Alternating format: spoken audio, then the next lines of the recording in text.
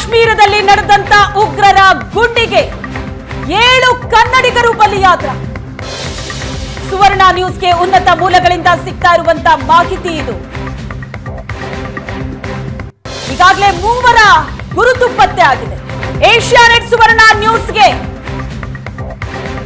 ಭಯೋತ್ಪಾದಕರ ದೃಶ್ಯ ಲಭ್ಯ ಆಗಿದೆ.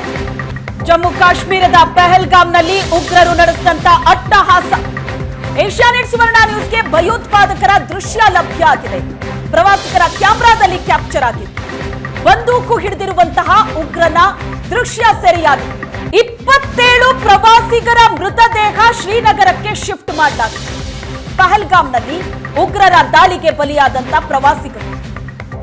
ಶ್ರೀನಗರದಲ್ಲಿ ಅಗಲಿದ ಪ್ರವಾಸಿಗರಿಗೆ ಅಮಿತ್ ಶಾ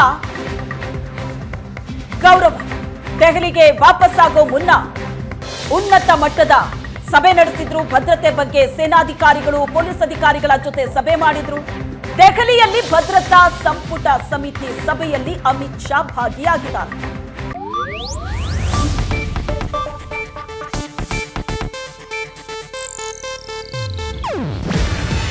ಇದು ಏಷ್ಯಾನೆಟ್ ನ್ಯೂಸ್ ನೆಟ್ವರ್ಕ್ ಪ್ರಸ್ತುತಿ. ನೀವು ನೋಡ್ತಿದ್ದೀರಾ ಏಷ್ಯಾನೆಟ್ ಸುವರ್ಣ ನ್ಯೂಸ್.